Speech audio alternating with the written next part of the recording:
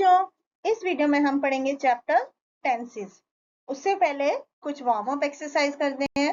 यहाँ पर बच्चों कुछ सेंटेंसेस दिए गए हैं, उनको देखकर हमें ये बताना है कि ये काम नाउ अब किया जा रहा है, यस्टरडे यानी कल हो चुका, या टुमारो कल होगा। तो काम के समय के बारे में बताना है। जैसे शीना विल टेक रेस्ट, तो ये टुमारो होगा ये काम, तो टुमारो लिखना है इसके सामने। शी प्लेज गिटार, ये नाउ लिखेंगे। Isha looked happy, ये yesterday, and I am writing a letter, ये now, and when will you finish your work, ये tomorrow।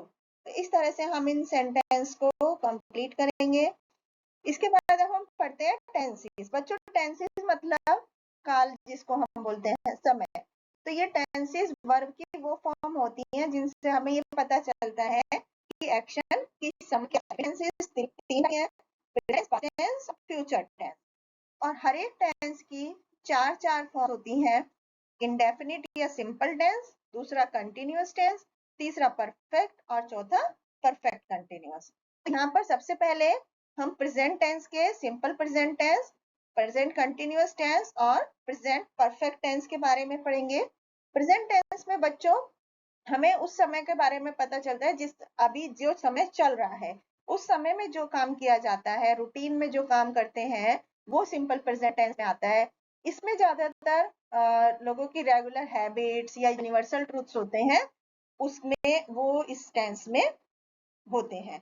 तो बच्चों, इस टेंस की में हम वर्ब की बेस फॉर्म यूज करते हैं यदि हमारा सब्जेक्ट प्लूरल होता है या आई और यू होता है। और सिंगुलर जब होता है तब हम वर्ब में एस या ईएस लगाते हैं। जैसे हम इसको एग्जांपल से समझते हैं। This computer works very well, तो ये सिंपल अफर्मेटिव सेंटेंस है जिसमें कि वर्ब सब्जेक्ट सिंगुलर है। अगर इसमें निगेटिव सेंटेंस होता है तो हम सिंगुलर सब्जेक्ट वाले सेंटेंस में डज नॉट लगाकर वर्ब की बेस फॉर्म लिखते हैं, और अगर सब्जेक्ट प्लूरल है तो हम डू नॉट लिखते हैं और बेस की फर्स्ट फॉर्म लिखते हैं, बेस फॉर्म लिखते हैं वर्ब की। जैसे Ishan does not play cricket. इसके बाद अगर इंटेरोगेटिव है तो वही डू या डज जो भी हमने लिखा, अगर सिंगुलर सब्जेक्ट है तो डज, है तो डू, वो सबसे पहले लिख के फिर वर्ब और फिर ऑब्जेक्ट। जैसे do you sing a song. तो दूसरा टेंस है प्रेजेंट कंटिन्यूअस टेंस। इसमें बच्चों ये पता चलता है कि कोई काम अब किया जा रहा है, वो कंटिन्यू है, स्टिल गोइंग ऑन। तो जब हम ये कंटिन्यूअस टेंस यूज करते हैं, जैसे वीक के साथ हम आर लगाते हैं, सिंगल और प्लूरल के साथ भी आर लगाते हैं, आई के साथ एम लगाते हैं, और जितने भी सिंगुलर सब्जेक्ट हैं उनके साथ इज लगाते हैं, और वर्ब में आईएनजी जोड़ते हैं। जैसे हम इसको एग्जाम्पल की हेल्प से समझते हैं। My friend is arriving tonight, तो यहाँ पर फ्रेंड एक है तो इज लिखा, और अराइव यहाँ पर आईएनजी जोड़ दिया, अराइविंग हो गया। अगर इसी का निगेटिव सेंटेंस होता है तो हम नॉट लगा देते हैं। जैसे दे प्लूरल है तो आर नॉट प्लेइंग, वर्ब में आईएनजी जोड़ा। अगर इंटेरोगेटिव है यानी क्वेश्चन वाला सेंटेंस है तो आर पहले आ जाएगा, are they doing their homework. इस तरह से वर्ब में आईएनजी और आर जो है वो सेंटेंस में सबसे पहले आ जाएगा। इस तरह से हम प्रेजेंट कंटिन्यूअस टेंस यूज करते हैं। तीसरा present perfect tense. Present perfect tense में बच्चों पास्ट और प्रेजेंट के बीच में एक रिलेशन बताया जाता है, कि इससे पता चलता है कि काम अभी अभी पूरा हुआ है। जैसे आई, वी और प्लूरल के साथ हम हैव लगाते हैं और वर्ब की थर्ड फॉर्म लगाते हैं। जैसे हम इसको एग्जाम्पल की हेल्प से समझते हैं। I have just finished my work, इसमें आई के साथ हैव लिखा, वर्ब की थर्ड फॉर्म फिनिश की फिनिश्ड होगी, और सेंटेंस फुल स्टॉप।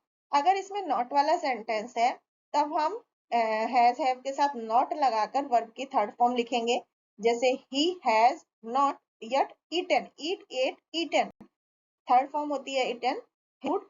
एंड अगर इंटेरोगेटिव है तो हैज या हैव जो भी है वो पहले आ जाएगा सेंटेंस में, बाकी एज इट इज रहेगा। Have you done your homework, तो डन क्या है, डू की थर्ड फॉर्म है, do did done.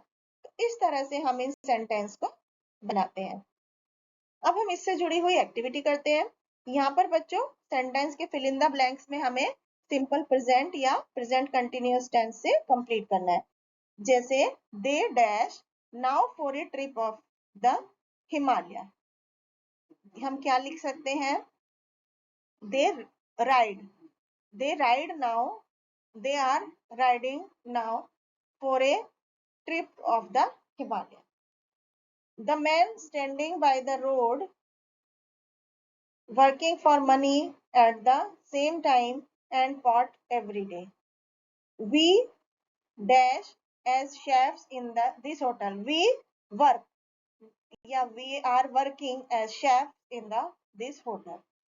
The biker rode, the biker rides towards the finishing line at this moment. Rides लिखेंगे क्योंकि biker एक है। इसी तरह से नेक्स्ट एक्टिविटी में प्रेजेंट टेंस की वर्ब लिखनी है।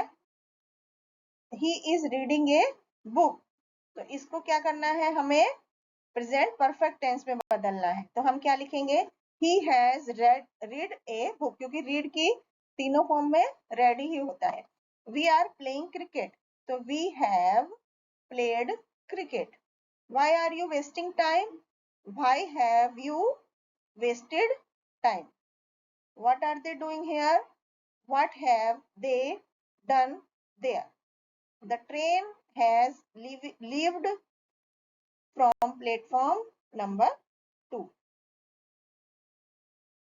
अब हम पास्ट टेंस की बात करें तो पास्ट टेंस में बच्चों उस समय के बारे में बताया जाता है जो काम हो चुका पहले से।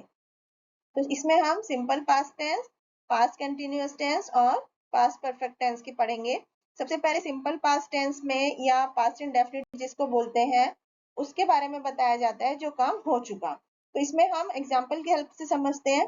अफर्मेटिव सेंटेंस में हम सिर्फ वर्ब की सेकंड फॉर्म लगाते हैं, सिंगुलर हो, सब्जेक्ट या प्लूरल हो। I woke up early yesterday, और नॉट वाले में डिड के साथ नॉट लगाते हैं, I did not see you. और अगर इंटेरोगेटिव सेंटेंस है, क्वेश्चन वाला है, तो उसमें डिड को सबसे पहले लगाते हैं, did Riya travel by train. अब पास्ट कंटिन्यूअस टेंस में भी वाज या वर के साथ वर्ब में आईएनजी लगाते हैं। इसको हम देखते हैं, जैसे Anaya and Shanaya were studying for the test, तो यहाँ पर दो हैं तो वर लगा, प्लूरल के साथ वर और सिंगुलर के साथ वाज लगता है और वर्ब में ING. She was not preparing dinner, इसमें वाज के साथ नॉट लग गया। वर दे प्लेइंग फुटबॉल, इसमें वाज या वर जो है वो सबसे पहले आ गया। अब हम पास्ट परफेक्ट टेंस की बात करें तो इसमें हैड के साथ वर्ब की थर्ड फॉर्म लगती है, जैसे कि the shop had burnt before the fire brigade came. Rohan had not reached, had not लग जाता है इसमें, और अगर इंटेरोगेटिव होता है तो हैड सबसे पहले लग जाता है, जैसे had you reached the station before the train left. अब हम इससे जुड़ी हुई एक्टिविटी करते हैं। यहाँ पर बच्चों हमें पास्ट कंटिन्यूअस फॉर्म जो है उससे कंप्लीट करना है सेंटेंस को। जैसे रिया was riding her bicycle when she saw a small puppy. We are eating the time as it was our lunch time. Sneha was running very fast. They were waiting for the bus. Mohan was studying in Australia. अब हम future tense की बात करें तो future में वो सब काम होते हैं जो अभी होने बाकी हैं, जो आगे आने वाले समय में होंगे। उसके लिए हम विल शैल का यूज करते हैं। तो इसमें दो तरह के सेंटेंस हम पढ़ेंगे, future tense, simple future tense और फ्यूचर कंटिन्यूअस टेंस। सबसे पहले सिंपल फ्यूचर टेंस में हम विल और शैल के साथ वर्ब की बेस फॉर्म लगाते हैं। जैसे इट विल रेन टुमारो, तो विल और रेन के बाद हमने टुमारो लिखा। My father will not go, not वाले सेंटेंस में, नेगेटिव सेंटेंस में हम नॉट का यूज करते हैं। इसके बाद इंटेरोगेटिव में विल या शैल जो है उसको सबसे पहले लिख देंगे, shall we go to the zoo on Sunday. Next future continuous tense, इसमें बच्चों हम उस काम के बारे में बात करते हैं जो फ्यूचर में कंप्लीट होना बाकी है। इसमें हम क्या करते हैं, जो सिंपल सेंटेंस है, अफर्मेटिव है, उसमें हम बी लगा देते हैं, वी शैल बी इस तरह से लिखते हैं, और वर्ब में आईएनजी लगा देते हैं। जैसे he will be waiting at the station in the evening, और नॉट वाले सेंटेंस में नॉट और ऐड कर देंगे। अफर्मेटिव वाले सेंटेंस में बस नॉट और ऐड करना है, जैसे Muskan will not be participating tomorrow.